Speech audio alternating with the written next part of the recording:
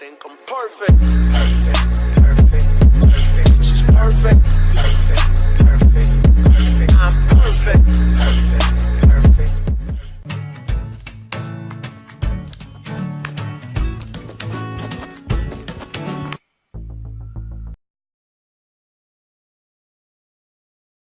We've seen some of these players put on a good show, and let's see them do it again, Courage. Game number 2. Game 2. The final day for qualifiers, trying to get in on a Monday. $1.5 million. And Jack, where are they dropping? Where are we dropping? Well, we're following Tempo. We have to off that performance in game 1. Got a blue AR already, and Tempo sitting on a gray tactical shotgun at this range is not going to be nearly effective. Shotguns, you got to be very up close. That's why he's using the build. Trying to get in. It gets a shot through the window. Are you kidding me? No. 80 damage. Leaves Sling at 20. This Chug Jug could come in big if Tempo lets him get it off. You got to. Do you think Tempo heard that? I can't tell if Tempo heard that. The trap placement. Hopefully Tempo heard that and does not push through the window. He's only got 8 bullets. Forget everything else. He's only got 8 bullets. He's got to hope against this limb right here. He's out of ammo. He's out of ammo. He's dancing around. He's got at least a gray pistol. That's his last line of defense. He's got to push. And Tempo gets the elimination. And you see, no. Can't believe it. Somehow in the 2 rooms these guys loot, they each get max shields and a Chug Jug. Here's Nick Merckx early on, facing off against Ryan Rex. The dual pistols. Okay, Nick, earning an early limb. One of the first of the game. Find this ramp. Here's Cryo at Junk Junction. Big shot takes Stratify out. Point blank tack hits like a bus, and the rate of fire is high enough that you can unload rounds, unload shotgun shells, and deal a lot of damage very quickly. So it's kind of known by a lot of people. Chap likes to go to Wailing Woods, and he's already got 700 wood. He's pushed towards Risky. He's got 1 limb to this point. Looking to pick up a second quickly underneath him. Yep.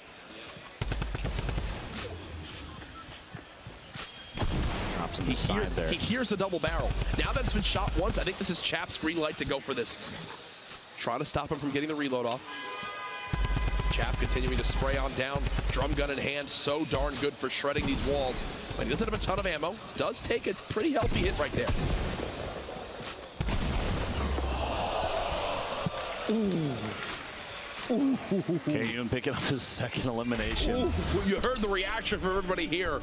The double barrel, when you are that close and it does that pure 160 damage. Yeah, that's why it's now the new meta of shotguns to use in competitive Fortnite. And a hunting rifle. Stalking his opponent. Now he has tons of materials at this point. We've seen players start to favor this drop out here because the larger rocks, Courage, come away with, wow, what a shot. Yep. Tfue picks up his second elim, a few melee hits. Here's blind from Cloud9, 1 a limb to this point. Again, you see immediately how these players just begin to break down structures when they realize they have so little materials. Whoa. Ball back up with Nick Merckx looking for anything. You get a 9 and a 20 off there. The 50 damage just pushes up on Lavish and gets him to the bottom of the staircase there. Nick's got 3. Nick's got 3 limbs. That's a point for Nick Merckx, putting him on the board as well. And it looks like he wants to go for more. He's not done yet. Airco, a player we've seen a number of times in the past. It looks like Nick Merckx might be getting third party. Multiple players here in Tilt. Right there, just sneaks away in towards this new building. Uses that Chug Jug to get to max HP. This is Crunch, who we highlighted a little bit back in game 1 with his quick edits and his fast building. And right there, shows off the edit power, gets that a limb. Little ways away between Tilted and their current location at these factories on the west side of Tilted. We might see a third party from him if he hears the engagement. They are in they're close to the edge of the zone though. Courage, they have 1 minute and 44 seconds before they have to move, but just so people are aware, there are still 2 players outside of the zone coming from Pleasant Park and Shifty Shafts, so we might see some drops to the Storm and the feed here. Should be a cleanup. You think 162. 162. Okay, well, now that he knows that this player's got under 40 HP, he just wants this, and that's what you talk about with him owning a lot of these walls. He can edit through. Here's another engagement. Can he clean up the limb? There it is. That was NRG Casid, who gets cut down. Last round. I love seeing these players improving their own gameplay, but Double of Flowers stuck inside the house, already super low HP, walks in on Flowers, trying to use turbo build. Think with the mindset that there's a sniper watching me. Even if there's not, always think that there could be. Because again, those third-party opportunities, someone's hunting, someone's watching at all times. Colton, the winner from our first heat, goes down to Jumpman's tack shotgun. My apologies, double barrel up close there, and Jumpman's going to top off. Very edge of retail, very edge of the safe zone. Yeah, 3 eliminations. That's a point. He doesn't have to move very far. 47th Architect. You think he's in a great spot here, but he is quite low on AR ammo. And the zone's moving. Yep. He has to decide whether it's time to engage, which it looks like his opponent says it is, and Frankie gets the elim. His 47th trying to move out. And that's actually Frankie's 3rd elimination. That's a single point for him, which already puts him in a fantastic spot. Nick's got someone just above. I think he'll break down wheels here any second. This could be another elimination for Nick Merckx, which would put him at 4. And he still has a campfire to use, so even though he's in the zone, still in an okay position. Trying to match the building of wheels. They're on the same level now. Nick trying to swap to that shotgun. There's the elimination. Shot on wheels. Nick Merckx hasn't been stopped yet, folks. He's got a med kit too. He's in a great spot to keep on moving with the zone.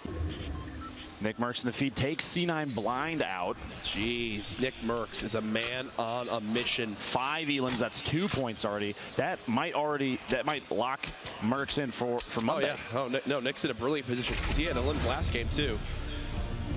Here's Fade in a little build battle around one of these houses. Stops Joshua right there. Once he gets the high ground, he just goes for the quick shotgun shot. That heavy, so darn good when you get the headshot crit.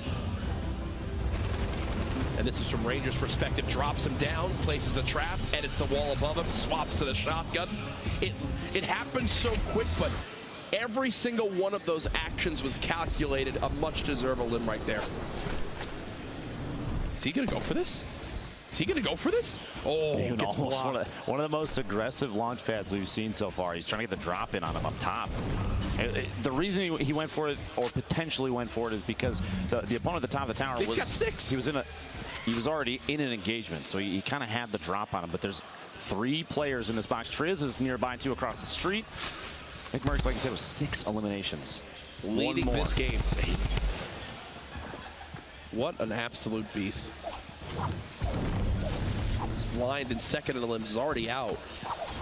This one, Nick trying to break through these walls. He's made it up through. The spray with the drum gun, isn't enough? No! Just short of the 7th elimination. That would have been 3 points there. I'm surprised he didn't swap to the heavy shotgun. I think he was hoping that maybe the drum gun spray would have been enough, but if he's got the heavy shotgun right there, I think Freak's dead 10 times over. Got no materials. He can't do anything. Kayun's 3rd elimination. Go ahead and swap to replay this. Quick little edit on the window. Peekaboo. Takes JP2 out. Tempo, I'm assuming, just eliminated Young Prism. You see that in the feed. Perfect. That's 2 eliminations. Look at his reaction. Like, oh, gosh. He's got max wood, 200 brick. He's in a decent position because right now, you see that this mountain that's next to him, that's natural cover that he can use. He can push up the left side of the map once the circle starts to move. Tfue over here, 3 eliminations, that's 1 point. So he's in a better position than it was even last game. I'm gonna say right now, for the big names that we've seen participate, this has been some of the best performances so far, right? Oh yeah. Where like Nick Merckx, Chap, Tfue all putting out a good show. Tfue, Nick Merckx, already Tempo, already with points on the board. Down Jayamak, you see Cryo lost to the storm. Another engagement going down as Crispy's trying to sneak on in. 14 players left. Crispy still has no builds. Tfue eliminates Base Soldier, which will maybe give him materials to hold on to. As Triz, yes, he gets 500 wood. That's a game-changing elim for Tfue. Remember, folks, in game 1, Tfue died to Chap when he was 1 elim and 1 position away from earning 2 points. Here, he's earned 1 point this game and another elim plus 2 more elims in the total game. Top 10 would get him another.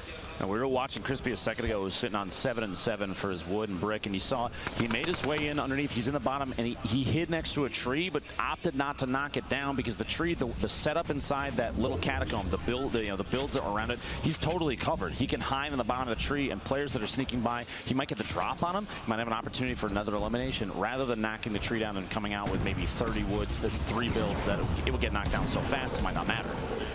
Tenpo in a fight with Bumboy. There's another limp for him. Tfue just trying to position himself already in that next zone. Made it to 11th. This is where he died last time. Not the case here. Tenpo gets another. Everybody that's left alive right now does get +1 point.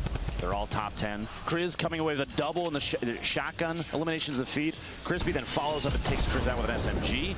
And Tfue trying to establish himself up top, somewhere safe. He's 6 remaining, 4 eliminations. He needs 1 more for another point. He wants those, Matt. He wants that loot so bad. He better. He's got 15 builds left total. And he's going to start to use them to try and get up top, opting out of going after those. But the Rockets coming in saying, nope, you got to go back down. Now's the time to try and make a positional decision. He's got to go down. That's exactly what he's going to do. He doesn't want to take too much fall damage. He's going to push in the zone. He's in the bottom fighting now. Tfue gets another one. That's 5 elims. Makes it to top 3. 2 left. All the loot's falling to Tfue. He's trying to drop on down. Can he drop his opponent in time? Tfue spraying out the build. Here he comes. Are you kidding me? Tfue with the win and the pop-off celebration. Dramatics in the final moments there. Tfue, a heartbreaking game 1 gave him the fuel to turn up there in game 2. He's dropping. You see TNT Rain trying to get the shot off on the way in.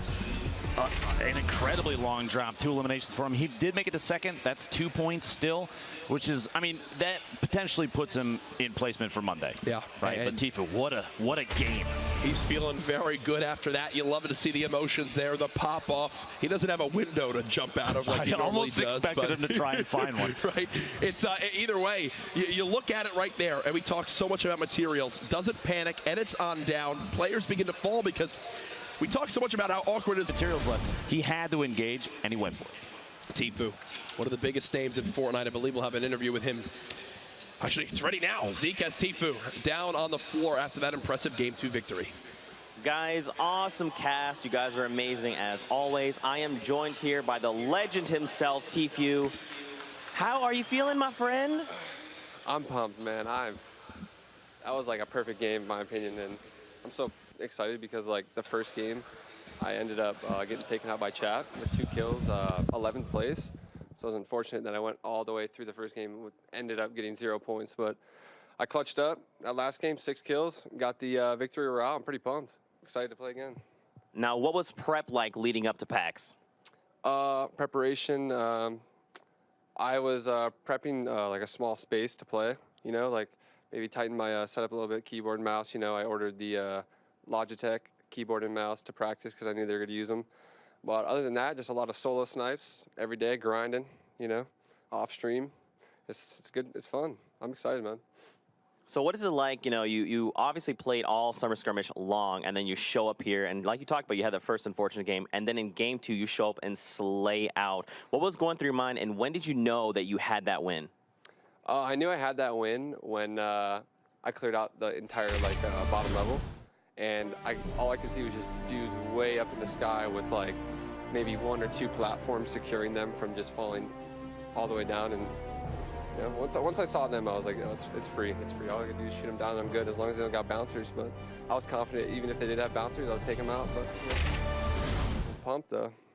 Now, what do you got to say to the millions that love you and the crowd that's live here at PAX? What do you want to tell them? I love you guys, and I miss you guys for sure.